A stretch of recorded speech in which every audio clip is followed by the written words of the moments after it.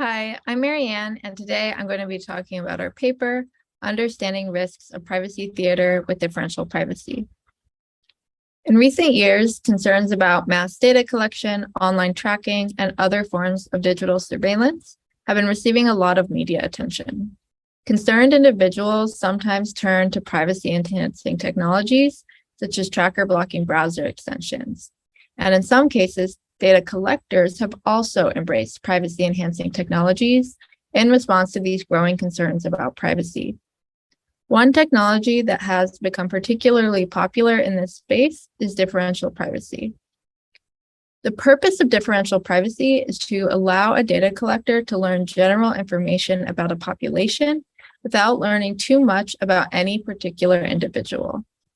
In other words, differential privacy allows for aggregate data analysis while still offering a form of provable privacy protection for individuals.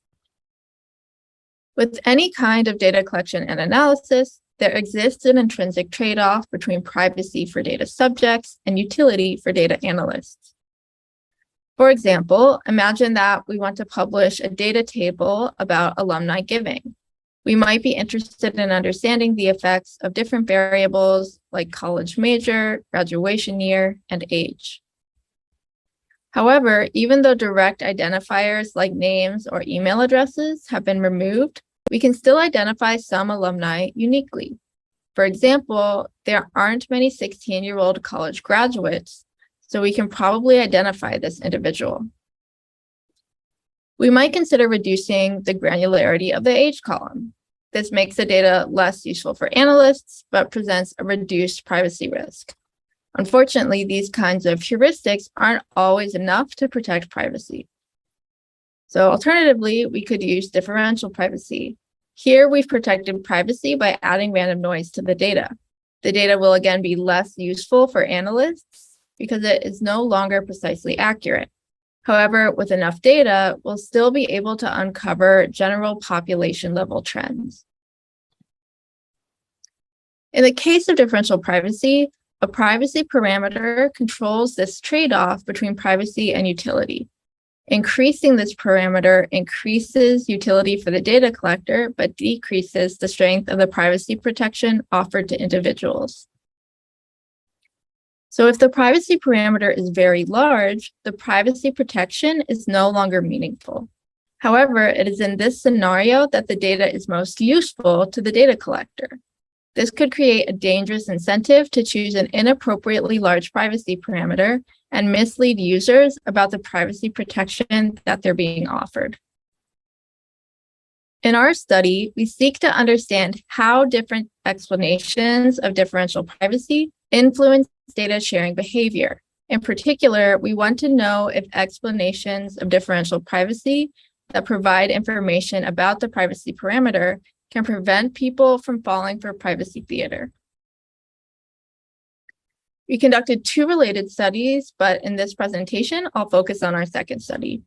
In this study, we investigate how the level of transparency of the explanation and the strength of the privacy protection affect participants' sharing behavior. In an online survey, we presented each participant with an explanation of the privacy protection and asked whether they were willing to share their browsing history data. Our explanation is the most transparent about the role of the privacy parameter, whereas the explanation adapted from an Uber blog post omits any discussion of this parameter. The explanation borrowed from Apple sits somewhere in between. Although this explanation mentions the privacy parameter, it doesn't provide much context to help the reader interpret it. We also test three different settings of the privacy parameter. The strongest setting is comparable to many real industry deployments of differential privacy, whereas the other two settings are weaker than what would normally be used in practice. We chose an extreme value for the weak setting so that it would be clear that this case offers only privacy theater rather than meaningful privacy protection. All of the explanations contain the same key bits of information. For example, compare our explanation on the left and Apple's on the right. Both texts explain that random changes will be made to participants' data. Both provide quantitative information about the strength of the privacy protection being offered, and both explain that even this altered data will be useful when aggregated with data from other participants.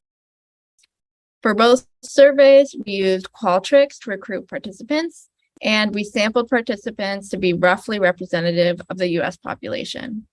Each study had between 300 and 400 participants. So contrary to our expectations, we found that neither the choice of explanation nor the choice of privacy parameter had any significant effect on participants' willingness to share their browsing history data. Most people make up their minds about whether they're comfortable sharing this data before they learn about the privacy protection. Fewer than 25% of participants actually changed their minds about whether to share their data after reading about how their privacy would be protected. In fact, participants had strong feelings about whether or not it was appropriate to share this kind of data, regardless of how it might be protected. For example, some participants had no concerns about privacy and stated that they had nothing to hide. On the other hand, other participants felt that it was unreasonable to even ask for this data, saying that no one has a right to that information.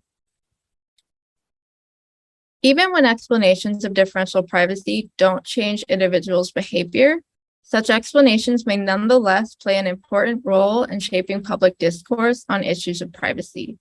While our study focuses on understanding how explanations affect behavior, future work might examine how corporate messaging about privacy technologies shapes views about privacy more broadly. Thank you for listening, and please feel free to reach out.